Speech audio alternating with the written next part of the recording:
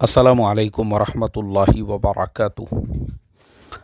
मोहतरम भाइयों, बुज़ुर्गों, दोस्तों, ये हमारा इस्लाह मुआशरा का 1418वां सबक है।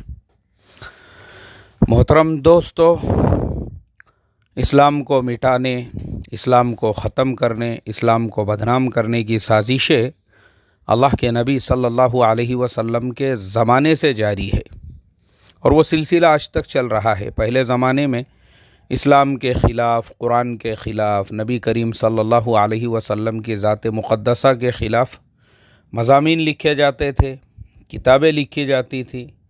अब हमारा जो ज़माना है ये सोशल मीडिया का ज़माना है, इंटरनेट का ज़माना है। अब आपके आज क्या हो रहा है, ऐसी ही चीज़ें वो सोशल मीडिया पे चलाई जा रही है।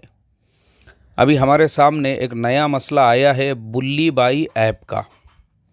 एक ऐप मुसलमानों की माँ बहनों के ख़िलाफ़ सिर्फ़ पर्दे को बदनाम करने के लिए, मुसलमानों की माँ बहनों को बदनाम करने के लिए एक ऐप बनाया गया। उसका नाम दिया गया बुल्ली बाई ऐप। और वो जो बुल्ली बाई ऐप है उसके ऊपर मुसलमानों की जो पर्दा नशीन ख़वातीन हैं और हमारी जो पर्दा नशीन माँ बहनें हैं उनकी बोलियां लगाई जा रही है। इसके ऊपर मेरा वीडियो ऑलरेडी चैनल पे मैंने अपलोड किया हूं। अगर आप लोगों को मौका रहे तो आप हमारे चैनल के ऊपर जाकर वो वीडियो ज़रूर देखना। उसमें आपको वो पूरी साजिश समझ में आएगी कि किस तरीक़े से वो साजिश रची गई और किस तरीक़े से हमारी जो पर्दा नशीन माँ बहनें हैं उनकी तस्वीरों को फ़ेसबुक से और इंस्टाग्राम से, जिसके ऊपर वो डालती है बड़ी खुशी के साथ, कहीं शादी के प्रोग्राम की तस्वीरें डाल रही है, कहीं गार्डन में गई है तो वहाँ की डाल रही है, कहीं पे अपने प्रोफाइल के ऊपर जो है वो तस्वीर लगा रही है। ये सारी तस्वीरों को वो जो बुल्ली बाई ऐप बनाने वाले थे उन्होंने ये सारे सोशल मीडिया से उसको डाउनलोड किया, वहाँ से उनकी सब तस्वीरों को निकाला और ये ऐप बनाकर वो मुसलमानों की बहन बेटियों की उसके ऊपर बोली लगा रहे थे कि ये आज तुम्हारी बुल्ली बाई है और इसकी आज की कीमत ये है और कौन इसके ऊपर कितनी कीमत देने वाला है। यानी इस तरह से मुसलमानों की पर्दा नशीन माँ बहनों को ज़लील व ख़ार करने के लिए ये हरकत की गई। अब मैं आपको बता दूं कि इसमें सबसे अच्छी बात ये हुई कि महाराष्ट्र पुलिस ने फ़ौरन एक्शन लिया और कसूरवारों को गिरफ़्तार किया। बांद्रा कोर्ट ने उनको 10 दिन की जुडिशियल कस्टडी के अंदर भी भेज दिया हुआ है। लेकिन मोहतरम दोस्तों, हमारे लिए ये लम्हे फ़िक्रिया है मुसलमानों के लिए कि आज हमारे ख़िलाफ़ कैसी कैसी साजिशें हो रही है और इन साजिशों से हमने क्या सबक लेना चाहिए। ये एक साजिश नहीं है, अगर हम देखेंगे तो हर 8 दिन में कोई ना कोई नई साजिश आती है। ये बुल्ली बाई ऐप, उससे पहले पीछे थोड़ा जाकर देखेंगे तो धर्म संसद, जिसके अंदर इस्लाम और मुसलमानों की डायरेक्ट जड़ें काटने के लिए मशवरे और मीटिंग किए जा रहे थे, जहरीले उसके अंदर बयानात दिए गए। उससे और थोड़ा पीछे हम जाते हैं तो गुड़गांव के अंदर मुसलमान जो है मैदान में नमाज़ पढ़ रहे हैं, उनको वहाँ पे नमाज़ पढ़ने से रोका जा रहा है।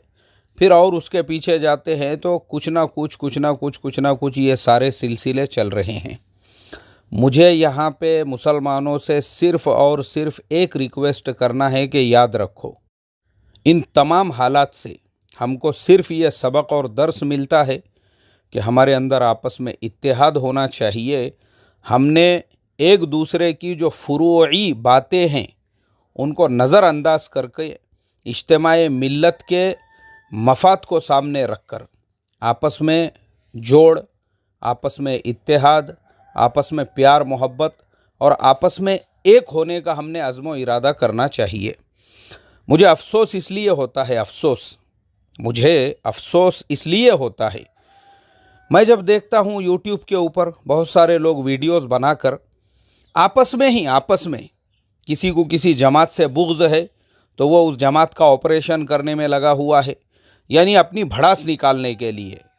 किसी जमात के किसी फ़र्द से लड़ाई झगड़े हो गए, अब पूरी जमात को टारगेट बना के, यानी उसने मकसद ही बना लिया अपना कि मेरी ज़िंदगी का मकसद ही ये है इस जमात को बदनाम करना, इस जमात के काम करने वालों को ज़लील करना, और इस जमात को टारगेट करना, चाहे जमात कोई भी रहो, फ़िरका कोई भी रहो, नज़रिया कोई भी रहो, बस एक दूसरे को नीचा दिखाने में, एक दूसरे को जलील करने में, बस इसी के अंदर हमारी एनर्जी खर्च हो रही है।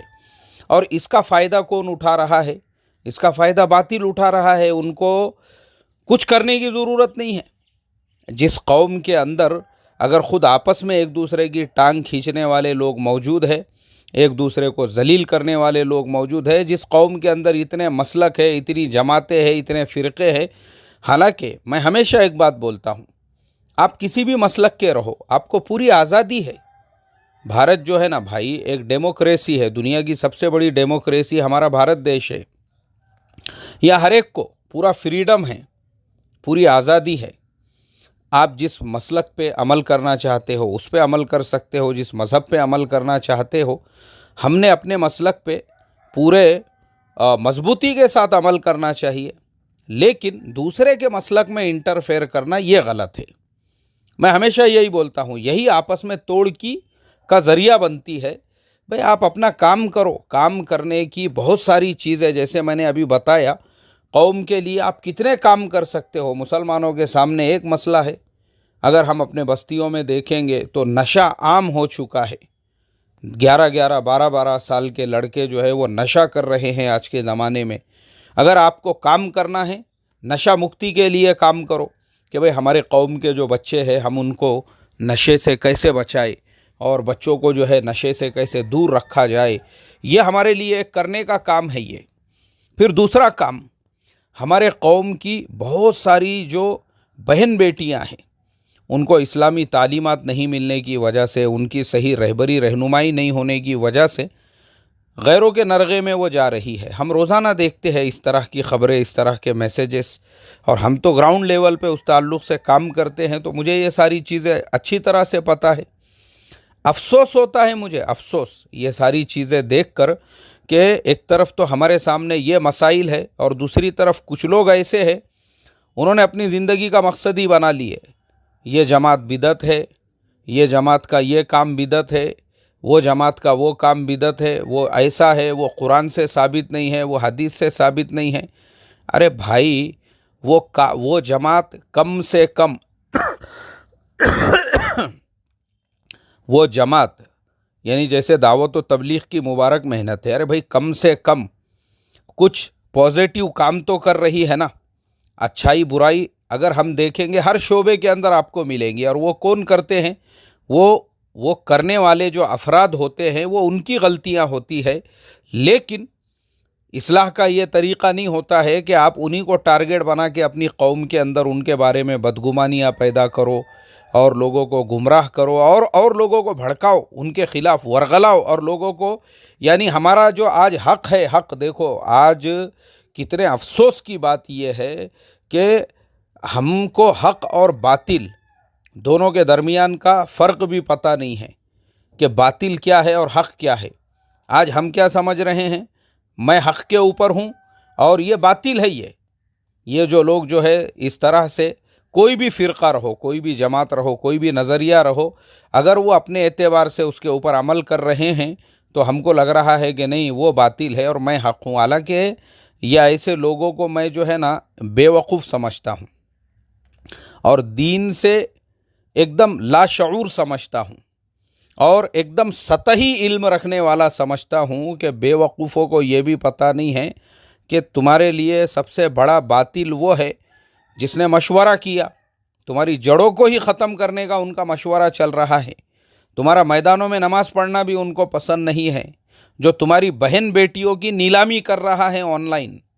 मगर बेवकूफ़ों को उतना शुऊर ही नहीं है ना, अक्ल ही नहीं है उनको। वो तो बस आपस की दुश्मनी के अंदर, कि आपस की दुश्मनी है, आपस में हसद है, आपस में जलन है, तो ये इसको छोटा दिखाने के पीछे पूरी एनर्जी खर्च कर रहा है, वो उसको छोटा दिखाने पे पूरी एनर्जी, पूरी ताकत एक दूसरे की टांग काटने में लग रही है। इसके अलावा कुछ नहीं है, क्योंकि मैं हक़ पे हूँ, ये बातिल पे है। ये प्रॉब्लम है आज के ज़माने के मुसलमानों का, और सिर्फ आज के ज़माने के नहीं, तारीख़ उठाकर देखो आप, तारीख़, अगर आप तारीख़ को उठाकर देखेंगे तो हमको ये मिलेगा कि अल्लाह के नबी सल्लल्लाहु अलैहि वसल्लम का सबसे बड़ा कारनामा यही था, अलग अलग कबीले के लोगों को, अलग अलग बिरादरियों के लोगों को, अलग अलग नज़रियात के लोगों को आपने अपने साथ लेकर चले। और अल्लाह के नबी के बाद भी खुलाफाए राशिदीन का जो ज़माना था, माशाअल्लाह, जब तमाम तबक़ात को साथ में लेकर खुलाफाए राशिदीन के ज़माने में चलते रहे, तो उसके बाद में क्या हुआ कि इस्लाम की जो सरहदें थी वो यूरोप तक आज भी अगर हम देखेंगे ना, तो यूरोप के अंदर जो जुनूब मशरिक़ी यूरोप के कम से कम एक 15 से 20 मुल्क ऐसे हैं जहाँ पे आज भी मुसलमानों की जो आबादी है वो 20, 25, 30%, कुछ मुल्कों में 80% तक मुसलमानों की आबादी है। ये सब हज़रत उस्मान गनी रज़ी अल्लाह ताला अन्हु के ज़माने में वहाँ तक इस्लाम पहुँच चुका था। यह है हमारी तारीख़। और चाइना तक, इधर मशरिक़ में अगर हम देखेंगे एशिया के अंदर तो, और अफ्रीका तो पूरा हज़रत उमर फ़ारूक रज़ी अल्लाह ताला अन्हु के ज़माने में ही इस्लाम के ज़ेर तसल्लुत आ चुका था। लेकिन उसके बाद के अदवार को अगर हम देखेंगे, जब आपस में मुनाज़रे होने लगे, लड़ाई झगड़े होने लगे, तेरी मेरी होने लगी, खिलाफत बनु उमैया का ज़माना आया, कुछ इंतशार का ज़माना था, फिर अब्बासियों की खिलाफत आ गई। फिर उसके बाद एक ज़माना ऐसा आया कि बगदाद के अंदर मुनाज़रे होते थे, मुनाज़रे यानी तातारियों ने जो बगदाद की ईंट से ईंट बजा दी।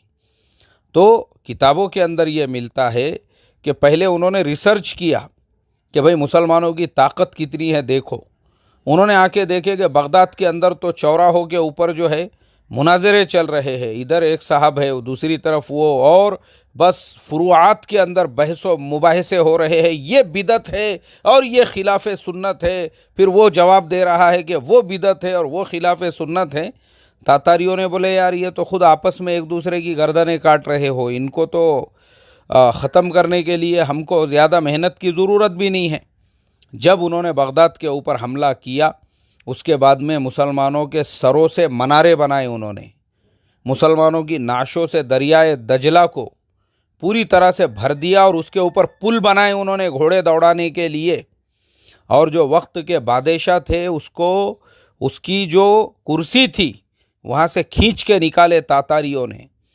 इसीलिए ये सारे हालात जब आए और जब इस तरह से जो है ख़ुद यानी इस्लाम को ही जड़ से ख़त्म करने के लिए तातारियों ने जो पूरी तरह से जो अटैक और जो हमला किया, उसके बाद में हज़रत इमाम अहमद इब्न हम्बल रहमतुल्लाह अलैहि ने तमाम जो फ़िरक़े और तमाम जो जमातें और तमाम मसालिक के लोगों को एक प्लेटफॉर्म पे लाने के लिए ऐलान कर दिया कि हम अहले क़िबला में से किसी की भी मुखालिफत नहीं करेंगे। आपको ये सारे डिटेल्स जो है ना, अल्लामा अब्दुर्रहमान इब्न जौज़ी रहमतुल्लाह अलैहि की एक किताब है, अभी मैं उसका नाम भूल रहा हूँ।